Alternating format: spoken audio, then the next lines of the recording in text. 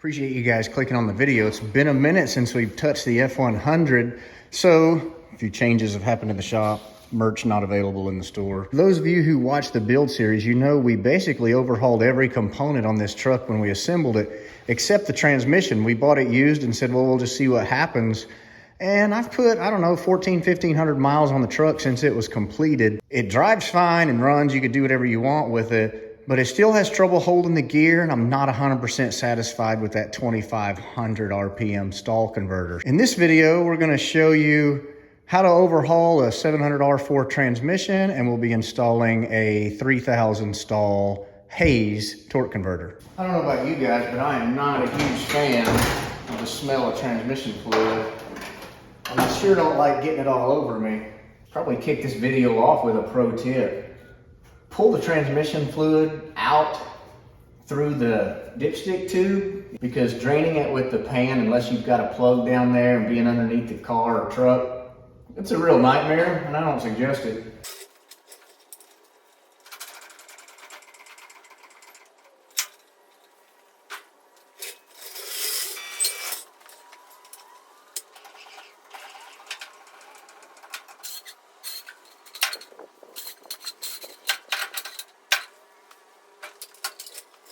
Now we got it jacked up and most of the fluid removed out of the pan, kind of can start disassembling it from the bottom.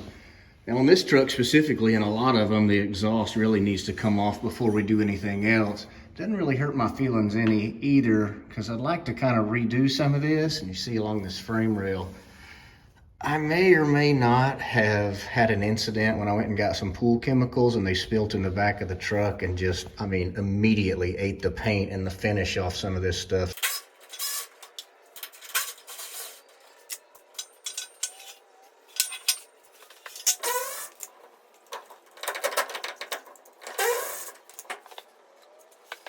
Over on this side of the transmission, I've removed this TV cable assembly and just kind of saved the hardware. It can just hang once the transmission comes down. I also unhooked the transmission cooler lines and just kind of have them tucked up there. And then I removed the dipstick tube from the bracket, so I'll just let it come down with the transmission also. Took that stuff off on the other side that we just showed you. Now, on these LS's anyway, it's easiest just pull the starter out of your way. I have it zip tied up to the frame rail. And then we can start getting to these 3 torque converter bolts. Now they make a cool holding tool that grabs a hold of the flywheel, and you can just kind of, or flex plate. You can just kind of hold it as you break these loose. I, in fact, do not own that tool, but I have several tools like this, and I'll tend to just wedge it somewhere till I break the bolt loose, and then it comes out pretty easy.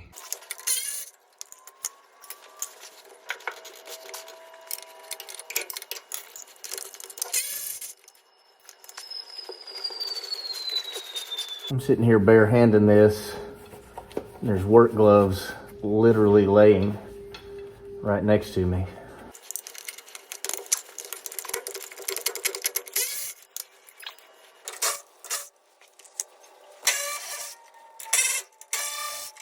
Make sure you support the engine, which I'm just going to use a jack stand under that oil pan. Otherwise, you can tilt. You can see the mount is here. Most of the weight's going to be on the back of this engine, so you need to make sure it doesn't tear loose from the motor mounts. For this next part, you're going to want to grab all the swivels and extensions you can get to reach the transmission bolts from all the way around. Maybe a wrench to come in from the top. Step 9. Yeah, we're having a good time. As you can tell by my transmission jack, I am a trained professional.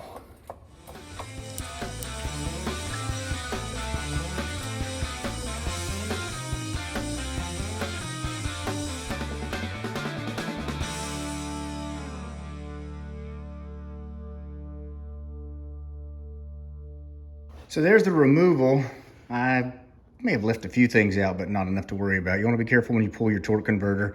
It will be full of fluid, so make sure and angle it down so it doesn't pour everywhere, or put it somewhere where you don't care if you get a little spillage. To rebuild these or any other automatic or manual transmission, the first thing you're going to want to do is put them on a portable work surface and strap them down securely. you find yourself a reputable transmission shop that is reasonable and does quality work, remember, it's either going to be fast, or it's going to be good, or it's going to be cheap. You can usually pick no more than 2 of those. Also, anybody that's got a Gremlin that clean, you know you're in good hands. 2000 Lifter Grand Marquis with 90,000 original miles. Bought it from the original owner. Car ran and drove great, and the owner brought it to us and said, "Put this motor in it for us." It's a 6.0 LS with a Pro Charger. It'll make like 750 on E85. It's got to be running and driving. It's been like 25 years. It's all stock. Okay.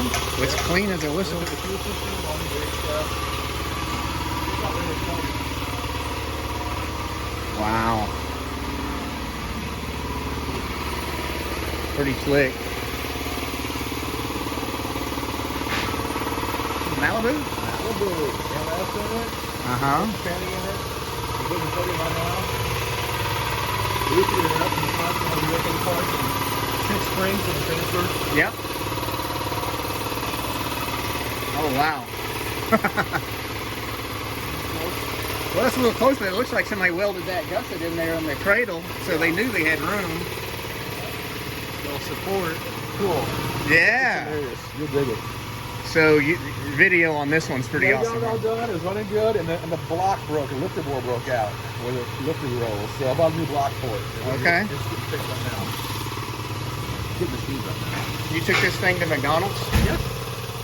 Went 980s. Went 980s all the way to a Happy Meal? Yeah, That's pretty dope.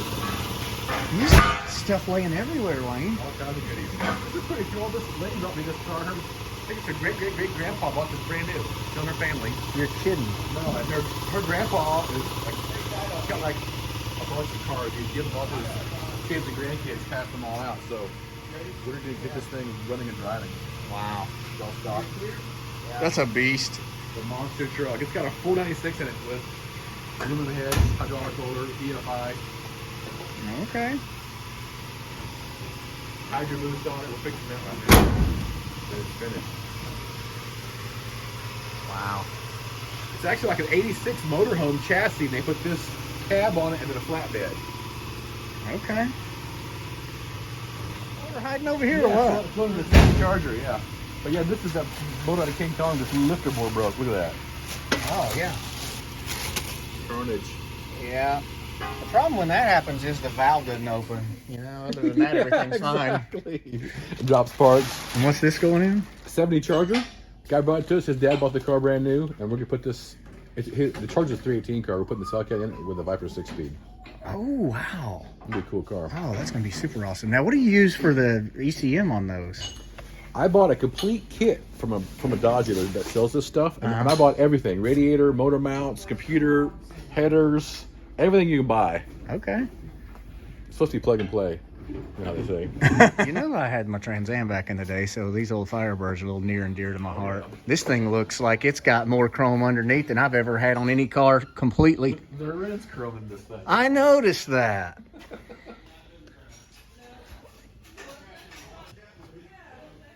Yeah, that thing's nice.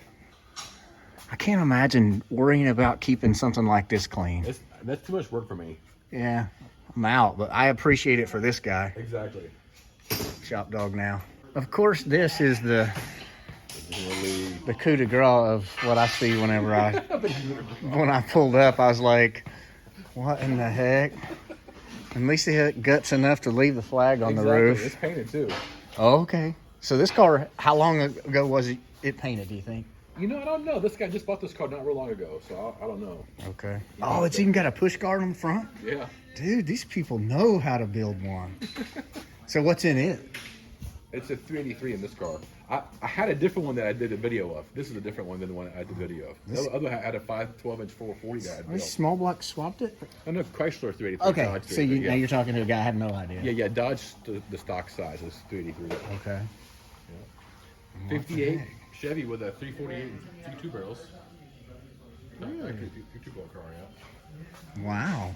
Is it slick? It's pretty nice. It needs to be fluffed up a bit, but it's decent. It's got some buffing on it. Probably it's got some like Oh no, okay. some Yeah. wash scratches on it, from washing it. It's been a minute since it was painted, but Yeah. Pretty nice car though. what It's a else? nice six-pack Super Beans. It's originally a green car, bright green metallic. Buick GS Stage 1. Oh, 69 SS Chevelle, 275 horse, okay. Big block car. 4-speed.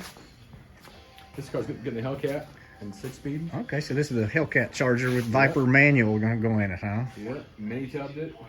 68 Super Beans. That's my girlfriend's car. What?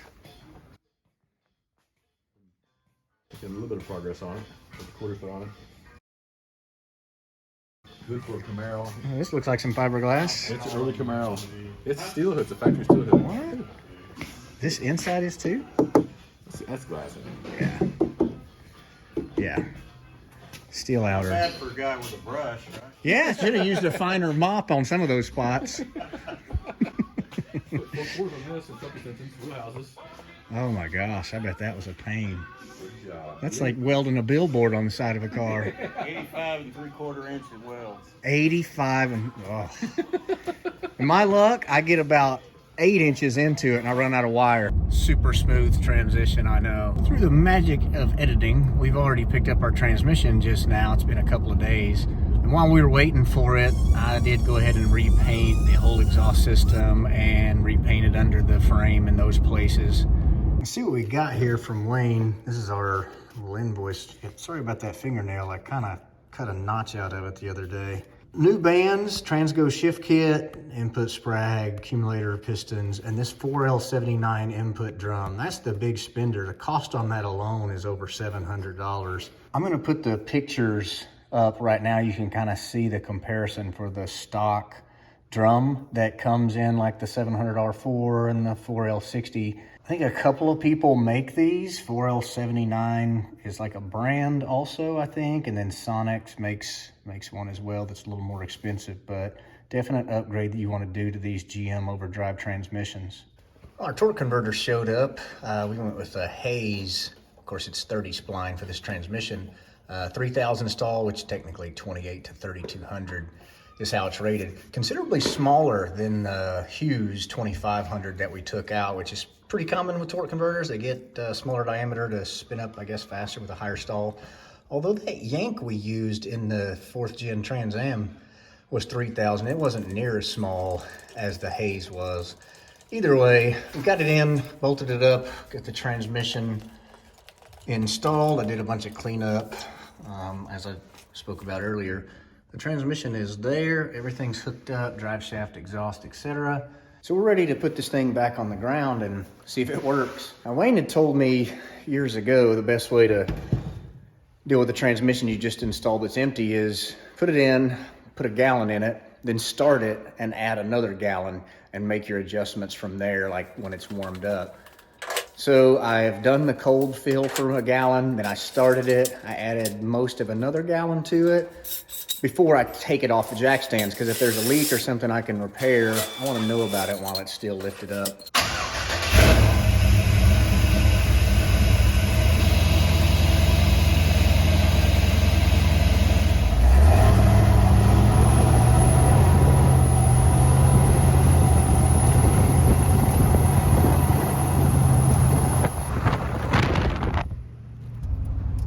Smooth as butter. I'm gonna roll this up because it's like 34 outside, I think.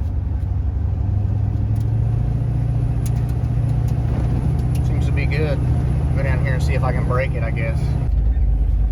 Kind of has a little bit of slippage right off the bat, like you can just hear the RPM and then feel it kind of engage.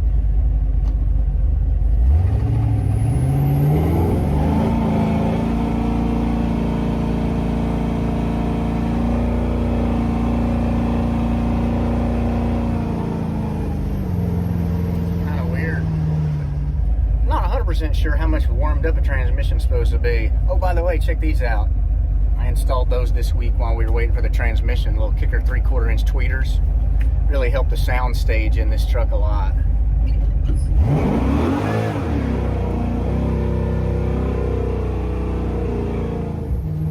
Oh, okay. Before we do too much hooning around, I'm gonna get back home now that it's probably check the fluid level while it's running and all that hoopla. Transmission fluid levels are a nightmare to deal with, in my opinion.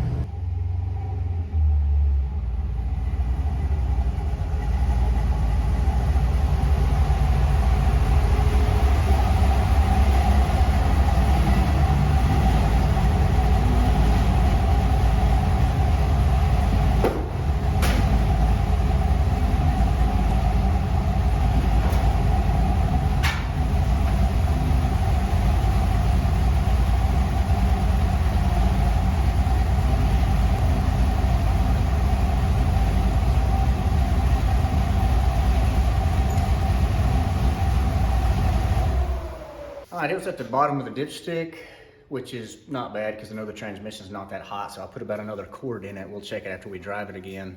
Before we go too far, I'm gonna go ahead and adjust this TV cable. That's how the 700R4s build pressure to keep gears longer. So I'm gonna get some adjustment on that at wide open throttle, so we can really get a true test of how this transmission works. Easily, just press the gas pedal all the way to the floor. Are you all the way down? All right, let off. So that's good. Just need a little bit more. Okay, again, please.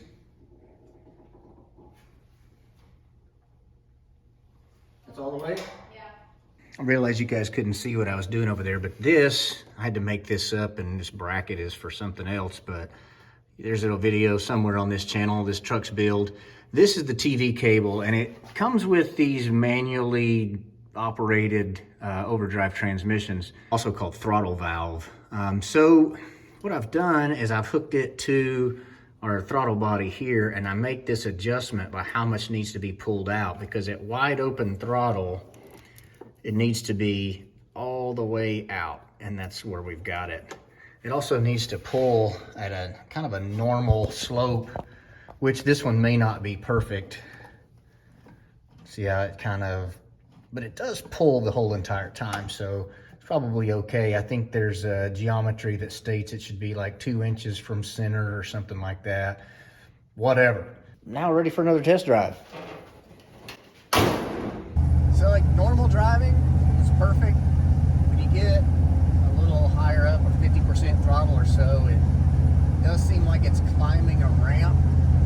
Not sure if it's acting the way it's supposed to or not. We'll check the fluid again when we get home, but I do want to put a little torture test to it before I just call it good.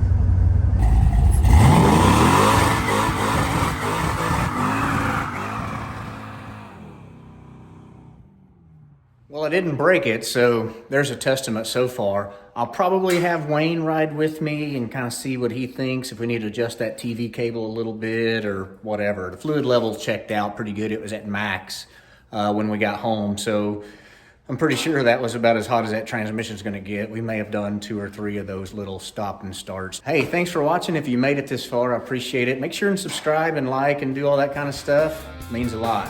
Have a good day.